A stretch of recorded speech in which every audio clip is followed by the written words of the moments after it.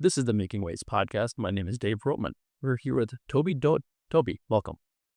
Dave, it is a pleasure to be here with you today. Thank you for having me on the podcast. I look forward to talking to patriots and conservatives alike all across the state. And so whenever I get a chance to catch up with you, it's a pleasure. Thank you. Tell us a little bit about yourself. You're from Aberdeen. Yeah, I'm a businessman from Aberdeen, South Dakota. I was born and raised in a very small town near Aberdeen called Groton, South Dakota.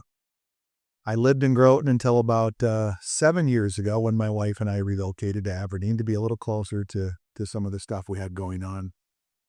Pretty normal upbringing. I guess relatively speaking, my dad became disabled when I was very young and was never able to work again. And so my mom worked multiple jobs just to kind of provide the basic necessities for me and my family. And I met my wife in high school sweethearts. 35 years later, we're still here. We got married basically right out of high school, started our family.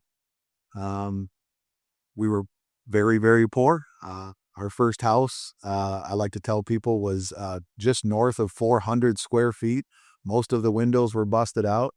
And it had no furnace when I bought it. And the only reason I was able to buy it, Dave, is because a very nice gentleman in Groton by the name of Ray Johnson sold it to me for $4,000, and he financed the entire thing for me with no money down. And so, wow, that's where I brought my first son, Jackson, home from the hospital, and that's where we lived for quite a few years. And in fact, my oldest daughter, Josie, when she was born a year and a half later, we raised her, for the first couple of years in that house. So, very, very humble beginnings.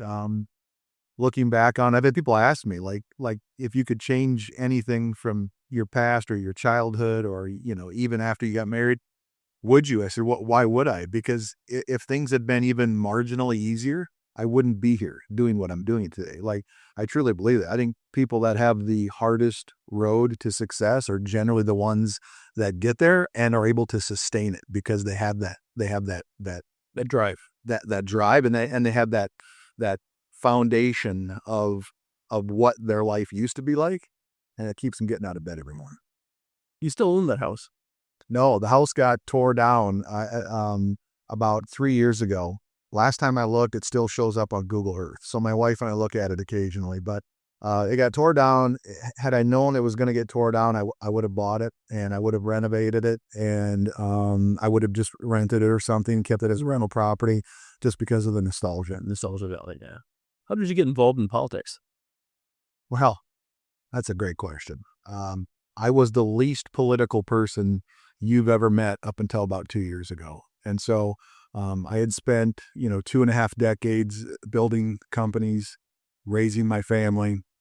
And I woke up one day and I realized that the South Dakota that I had kind of taken for granted growing up in was starting to change. And a lot of the things that were angering me, much like a lot of other Americans that were happening in our country, were starting to sift into South Dakota, and it scared me. It was the first time in my adult life that I thought, South Dakota could change to the point where we can't function the way we did 20 and 30 years ago. And so based on that, I just felt like it was time for me to give back. I mean, everything that I have, I owe to South Dakota. And so, my family and I are literally willing to risk all of that to fight for the future of South Dakota. And so, that's a really short answer. It's much more nuanced and much more complicated than that, but I never asked for this. I didn't look for politics. Politics found me, I guess is the way to say it. Fair enough. You recently had an announcement. I'm sure you'd like to tell us about it. Absolutely. There's a very, very large event coming up at the Aberdeen Wylie Park Pavilion on May 28th. The doors open at 5 p.m. That night, it's going to be the beginning of the new future of South Dakota, Dave. And so I'm going to go in depth. We're going to have, first of all, we're going to have some really, like a lot. We're expecting almost 1,000 people. We're going to have, community leaders, political leaders from all over the state are going to be there. A lot of grassroots people, just a lot of everyday folks, just like you and I are going to be there. And I'm going to talk about what my role is going to be in serving the great people of South Dakota moving forward and what my vision for the state is for the next decade. What are some of the issues that you're going to discuss or are you going to talk about in the next year? There are several issues that are very important to South Dakotans. When I got involved into this about a year and a half ago, I didn't understand who was involved in politics. I didn't know anything about politics. I didn't know who to talk to. So I literally just started calling dozens and dozens of people. And eventually I parlayed that into traveling the state for 15 months and talking to community leaders, legislators, and more importantly, thousands of fellow, residents of South Dakota. And through that process, I was literally able to get directly from the source what people are suffering from and what people care about the most. And at the top of that list right now is clearly property taxes. I know that's that buzzword, but it's not even a buzzword. Like, it is taxes. Okay, property taxes right now are having the most negative impact on our economy of anything in my adult life. Small business owners are being crushed by property taxes. Homeowners are being crushed by property taxes. Seniors are being driven out of their homes, and young people can't buy homes. That's a very, very serious problem. $2 billion a year are going, into the coffers of the state government. But having said that, and this is maybe way too much detail than what you're looking for, Dave, but I fundamentally believe that all of the serious problems in South Dakota, whether it's education, whether it's infrastructure, whether it's property taxes, all has a direct stem back to how inefficient our state government is. Our budget has doubled from less than $4 billion to being on the precipice of $8 billion. And so how can a state government, which I like to compare to a company, like we're a $7 billion company now, South Dakota is, how can a company invest in their infrastructure and in their people if they don't have any money left over, right? And so because our state government is so inefficient and because we're wasting so much money, we're so dependent on the federal government, we don't have the money or the resources to address these serious problems. So the first thing we have to do is we have to shrink the size of our state government. We have to be the leanest, most efficient state government in the country. And then and only then are we going to have the resources we need to go really fix these serious problems. But the top of that list is clearly property tax. After that, probably the most common answer I get is, believe it or not, drugs, fentanyl. I heard a statistic recently that the overwhelming majority of crimes in Sioux Falls have a direct tie one way or another to fentanyl. And so with Biden's border policies for 4 years, people thought that was a southern border issue. That was an upper 48 issue because the cartel and the drugs and the fentanyl found their way into South Dakota too. So property taxes is certainly at the uno number one on that list by a wide margin. That's fair. I've heard a great deal about how South Dakota is a drug corridor. It comes right here through Sioux Falls, and it's a very serious issue. Well, we have 2 federal interstates, one east and west, one north and south. We're a small rural state with a lot of trusting people. And I think largely that makes it attractive to, the cartels and the other nefarious people that are selling drugs. And so I actually had a conversation. I think Marty Jackley was on your show a couple of weeks ago. I had a conversation with Marty recently, and we were talking about how they were cutting his budget. And this is another problem. It's a systemic problem from a bloated state government. When we have fentanyl that is coming in through our interstate system into South Dakota, we should never have a budget issue for the Attorney General of our state. We should have a specific task force that has unlimited funds to go find every last drug dealer in this state and put them behind bars and throw the key away. And so I was very, very disheartened when I heard that they were cutting Attorney General Marty Jackley's budget when I know there's a rampant drug problem in this state. So, but again, Dave, I'm telling you, and people are gonna think like I'm a broken record player. All of these issues go back to our bloated, inefficient state government, period. Do you have any other issues you'd like to discuss?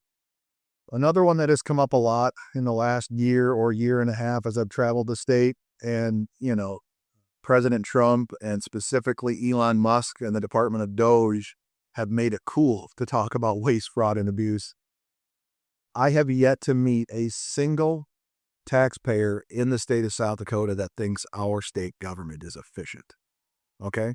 So as community leaders, as political leaders, as a governor, as a legislative body, if we all acknowledge that our state government isn't 100% efficient, shouldn't we be doing something to make it more efficient? And so I believe every agency, every department needs to be audited. I think every nickel that comes into the state, and more importantly, every nickel that comes out of the state, should be looked at. And I can guarantee you when we do that, and again, Attorney General Jackley will tell you this, he's been finding large cases of, 7-figure, fraud all across the state. And I'm telling you, that's just the tip of the iceberg. There's a lot of people, myself included, that think there's more corruption in politics and state government per capita based on dollars and spending in South Dakota than just about any other state. And what I would do as governor, the first thing I would do is I would have a task force, a very competent, high-level, high-skilled task force. And we would go find every single dollar that's being wasted, that's being defrauded, and that's being abused, and we would send it back to the hardworking taxpayers immediately. You're going to bring Doge to South Dakota. Maybe you could hire some of those guys since they have those skill sets. Yeah, and I've had the great pleasure of meeting numerous really good people that care as much as you and I do about the future of South Dakota, that know where some of the bodies are hidden to be, I guess that's one way to say it, that are willing and able to get involved and be part of that process. And so you got to remember, like, the closer you get to the fraud and the waste and the abuse, the more the establishment starts pulling their hair out and starts attacking you. And so, I mean, that's what the establishment politicians have been doing for as long as I can remember, is they will push out a narrative that redirects the attention from them to whoever dares to get involved in their arena, right? And so when I dipped my toe into the swamp 18 months ago, I got viciously attacked by the establishment, not the candidates directly, but the people that relied on the establishment candidates system, the swamp, right, as they referred to it. And so I think it's more important than ever that we have a bold executive CEO leader as governor that has the backbone to actually follow through on these things, because for decades we've had placeholders as governors largely.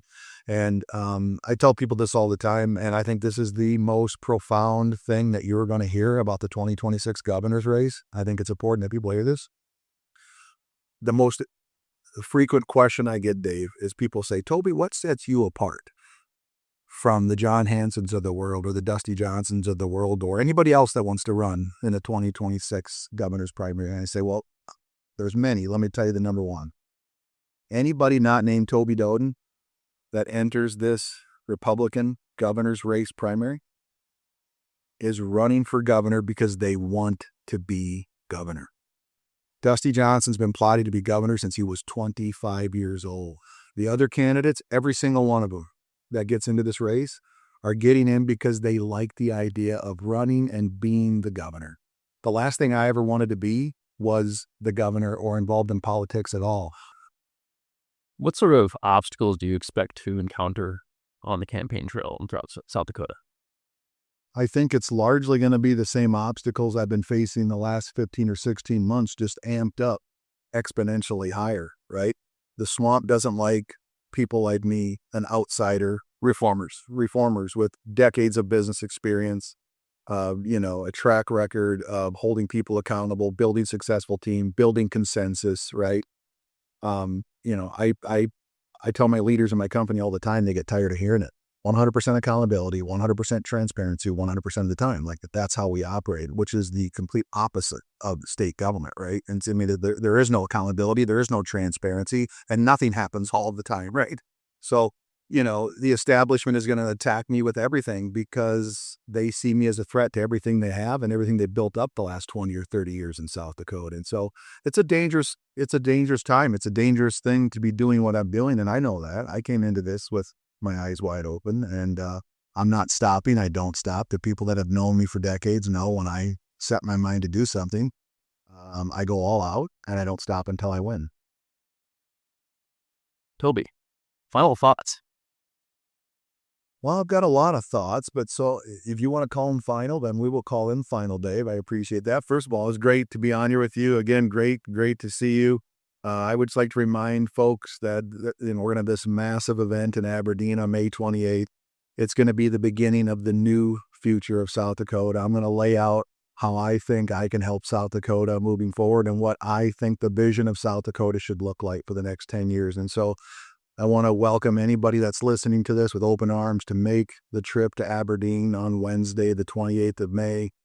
You can go to tobydoeden.com and you can register, you can RSVP, you can share the link. And I really, really do genuinely look forward to seeing everybody on that night. Toby, thank you for being with us. This has been the Making Waves podcast. My name is Dave Roetman. We've been with Toby Doeden,